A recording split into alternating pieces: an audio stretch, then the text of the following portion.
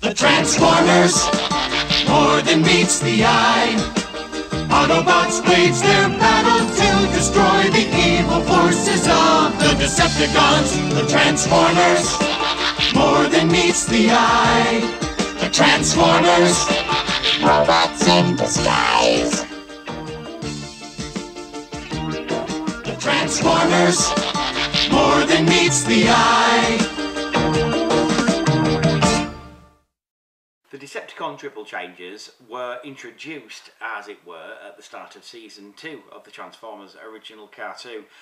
And like all the other new characters that were introduced in Season 2, there was no fanfare for them at all. They were just there, they'd always been there, and you better believe that they'd always been there as well. They aren't new, they've just been in the background, you didn't see them, and that's an end to it. Alright? That was the way it was in the G1 cartoon. Characters would pop up and no explanation was given as to where they came from, and no explanation was needed, to be absolutely honest with you. Didn't happen that way in the comics, or kind of it did, but nobody really cared. Astrotrain never being a major player in comics ever.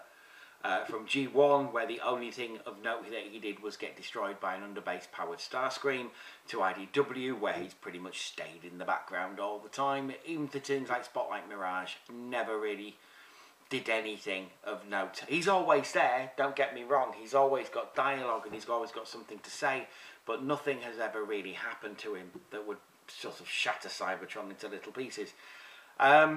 And it was the same way in Dreamwave. I always got the feeling with Dreamwave that something major was going to happen, because they were hinting at things like that in the glossary guide to More Than Meets the Eye. Their little range of books that they had, that explaining the origin of the Transformers and the characters and the tech specs and whatnot. Never really happened for Astrotrain. I always felt bad, because I always liked Astrotrain because he's a space shuttle. Obviously, in the cartoon, things were a little bit different, like I said. He did get major roles to play. He was in 3 major episodes that sort of concerned him. The God Gambit, the Gambler, and more importantly, Triple Takeover. Now, the God Gambit is where I really like Astrotrain. He's sort of at his best in the God Gambit. Basically, Cosmos is forced to crash on one of the moons of Saturn, and Astrotrain and Starscream follow him and find that Cosmos is being worshipped as a metal god. Astrotrain has no problem with this situation at all and promptly sets himself up as one of the gods that they should be worshipping. Starscream, understandably, is actually a little reticent on this one. It's strange that it's Starscream who's the voice of reason there. But Astrotrain basically threatens to beat the crap out of him and then get Megatron to beat the crap out of him if he disobeys. It's a similar sort of setup in the Gambler. Smokescreen is kidnapped by a guy who is... Oh, sorry, he's kidnapped by a guy who basically wants to use him as an odds machine. And this guy holds the rest of his buddies to ransom. It's actually a direct sequel to Child's Play, but it's never played as such in the show. It's very, very strange. It's a weird episode. Check them out, Child's Play and The Gambler, and you will see. The production is not the same. The production is not sequential, and they were never shown as sequential episodes, so it's very, very odd. But yeah, Astrotrain was one of the thugs that was trying to get Smokescreen back to Megatron, because the planet that they were heading to fleece, the Las Vegas planet as it was, is actually owned by Megatron. Very, very tenuous, very tenuous. The major episode that Astrotrain was in is Triple Takeover, where basically Starscream and Megatron are double-crossed by Blitzwing and Astrotrain, who divide a city up into their separate pieces. And Blitzwing has his football field. Astrotrain wants an army of train drones for some reason that don't transform and don't do anything, don't even speak, and have very little brains. And they basically just want to rule the city between them, or rule the Decepticons. So Blitzwing gets the Constructicons to make a massive maze, and as I say, Astrotrain has an army of train drones. It's all very silly. Please go watch the episode, but it is incredibly, incredibly silly and goes nowhere, ultimately. It's one of those episodes which really wind me up, because it's such a good idea, and things could happen, but ultimately nothing happens whatsoever. except for Blitzwing creates a throne out of the bodies of certain Autobots, who are, you know, basically inert and to all intents and purposes dead. So they have that done to them. They get turned into sort of a Game of Thrones throne for Blitzwing to sit on, and yet they can get relatively not as injured in Transformers the movie and die straight away. It's very strange. Speaking of Transformers the movie, yes, that was a segue. Astrotrain becomes nothing more than a taxi. He literally does. He transforms to get the Decepticons away from Autobot City after the Decepticons lose there, and that's pretty much all he does for the whole movie. You do see him here and there, but he never really does much after that. And in season 3, he's there. He's in the background doing stuff, but he never really does anything, and it's a shame. But there you go. That was Astrotrain in a very, very sort of biggish nutshell. Which brings me on to the actual toy that we're going to have a look at today. Yes, it is Classics Astrotrain from 2006. This toy is only, what, 6, 7, 8 years old, and already it feels ancient. It feels like a lot's happened since then. Bearing in mind this was a year before the movie was brought out. It's obviously Astrotrain in his space shuttle mode. It's very nice. I really like it. I really like this toy, but it has flaws. Let's not kid around here. This toy has got major flaws. In space shuttle mode, for instance, its flaws being it's got 2 massive pieces of train on his side. Now, I'm not saying that the original toy was devoid of any of this sort of thing, but it seems glaring at this point. I mean, obviously they've tried to disguise them as sort of rocket fuel boosters, which is fine. I do not have a problem with this. I think it looks rather good. I really actually do like the space shuttle mode, but then I'm a sucker for space shuttles. It's okay. It's quite nice. It's got the gun. That's another of the things. There's no place to saw this bloody gun anywhere. And it's very, very reminiscent, is this gun. Whoops. Very reminiscent of this gun of the original 1985 version of Astrotrain gun. It's very similar indeed. And it's very nice. I do like it. As is this, you know, this is very reminiscent of its 1985 mode for Space Shuttle. But then again, Space Shuttles are Space Shuttles are Space Shuttles.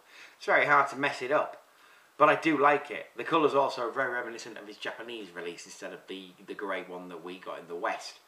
Very, very nice. I do like it a lot. But like I say, the only sort of thing wrong with it are the massive pieces of train. Other than that, you know, as I'm sure you'll agree, there's some nice detail on there. It does look like a space shuttle. There's no doubt about it. This is a space shuttle. And there's not much more you can really say about it. So let's transform him into his train mode. Now, his train mode is different in this iteration, given that it's not a steam train, which annoyed a lot of people at the time, I have to say. It did annoy a lot of people. They thought it should have been the steam train, but Hasbro said, no, he's been a steam train. This is 2006. Let's make it something that's going to make a bit more sense. And I kind of agree with them on that. It does need to make a bit more sense. So they turned him into a Japanese bullet train. I think, yeah, obviously this helps to sell it in the Japanese toy market, because obviously it's a Japanese thing. So obviously what you do, you turn the pieces over and around to make the pieces of the train. You've got his central tail fin there that you need to split apart, which is no easy thing because the bloody thing keeps moving around all the time. But I think you turn it around here. No. Yes, you do. I think. That just goes around like so. And here's where it gets weird, because you've got his wings, you turn them up and around, you turn that around, you put that down like so. And then you take his wings, and they basically just fold in, like so. And there are post and port there, that just goes in, literally, folds down. And there you have a bullet train, a Japanese bullet train. Now, yeah, half of it's good, that half, loving. I'm loving that half. It looks like a bullet train. It's actually based on a, is it T80 Sumabe or something like that. I think it's a T80 Sumabe. And that looks fine. That looks great. It's this half. When you look at this half, That's just a bit of a space shuttle that's been folded in on itself. Now they've given it, and I don't know if you can see this because it's really dark, there are 3 windows there that are sort of, it's an attempt. But other than that, it doesn't, it's got 2 pieces there that are supposed to be wheels. It's got the pieces there which are supposed to be wheels as well. This bit here looks like a Japanese bullet train. That bit, not so much. Not so much. It's kibbly at best. But, you know, nice try for 2006 is what I will say. Nice try for them. The classics line is a bit of a mixed bag. But I do like, I like the fact that they tried. I like the fact that it does sort of resemble a bullet train. But that bit is almost a bit Atari-esque, in which, you know, you have to sort of imagine that that's what it's supposed to be. But he is a triple changer, so it does have a 3rd mode. And it's a very nice 3rd mode, actually. His robot mode is actually very reminiscent of his original G1 mode. G1 cartoon mode, even. So it's very similar. It's all a case of just folding bits in and ports and stuff. I do like the classics line. I prefer the Universe line. Transformers Universe was always my favourite. But G1 Classics, the Classics line sort of, it was trying, it was sort of testing the water as it is. And I kind of respect it for that alone. But there were some howlers, and there were some ones that sort of need to be updated. Astrotrain's one of them, Rodimus is another. Bumblebee, we don't need any more Bumblebees in the world, we've got enough, thanks very much. Where are we? It's a case of pulling things out, there we go. Oops, I pushed it back in again. That's not good, there we go. So yeah, I think Astrotrain could sort of do with having a look at. Just while I'm transforming him, is there any classics that you'd like to see redone? Like Astrotrain, like Rodimus. I mean, he's getting another one, isn't he? He's getting the Japanese version, the Takara repaint of Springer. So that's good. But do you think he could stand to have a toy of his own, maybe? Or maybe are we going to see that in 2015? We've already seen a lot of them from BotCon at the moment. My favourite, my personal favourite, I'm going to go on record as saying, Brainstorm. I love the fact we're getting a Headmaster. I really, really hope that we get some more of those. Because I really love that era of Transformers, that batshit crazy 1987. Let's just try this and see if it works era. So yeah, very, very happy that we're going to be getting Brainstorm. And a lot of the others, RC. It's great to see that we're getting an RC finally. An official one at least. All in all, interesting BotCon. Some interesting toys. But we'll talk about that more and back to the 80s on Friday. Friday and Saturday. In the meantime, I have fully transformed Astrotrain. It's a very fun, nice, intuitive transformation. It's really, really nice and easy and simple, but at the same time kind of involved. I really like it. And what you get out of it is a very, very nice representation of Astrotrain's toy. And it's very reminiscent of his original appearance, especially in the cartoons. If he was grey, it'd be even better. But it looks a lot like his 1985 toy in his cartoon appearance. So you've got really good articulation in the head, because it's one of those ball joints that's sort of jointed like that at his neck, so he's got a really good range of motion and can pretty much look anywhere, and there's no kibble that's sort of getting in the way. In fact, there's very little kibble on this at all, if you can consider this back kibble, I suppose, really, the bits on his arms kibble. Other than that, he's not kibbly at all. He's got a lot of articulation. He's got articulation in the arms there. His arms are sort of ball jointed, so he can go up and down and all around and round and round.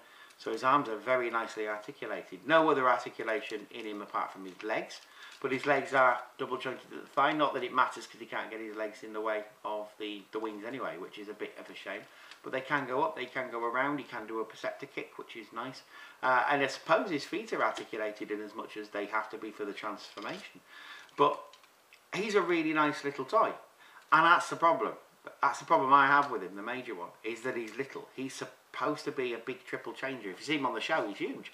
But if you see him in this toy, he's only ickle. And that's the problem I think a lot of people have with him.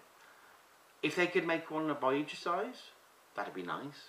But they didn't really do Voyager size back then. So this is the best it was ever going to get. That said, this is still a really nice little toy. I really like it. And if anybody can get their hands on it, I do recommend it. I really do. Admittedly, the train mode is a bit lame. The train mode isn't the best, but everything else is actually rather good.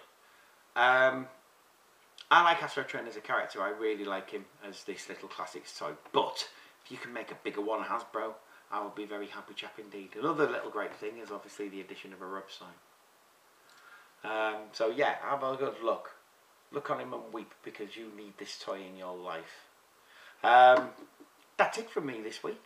I will be back next week. I'm thinking I've actually got Turtles. I know I said I was going to do G.I. Joe this week, but things stopped me doing that this week, I'm afraid. I will do G.I. Joe again in the very near future, but I think next week might be a Turtles one, because I've got a couple of Turtles toys I want to have a look at for yourselves. In the meantime, though, have a good week. Take care of yourselves and each other. We'll see you around the bend. Bye-bye for now.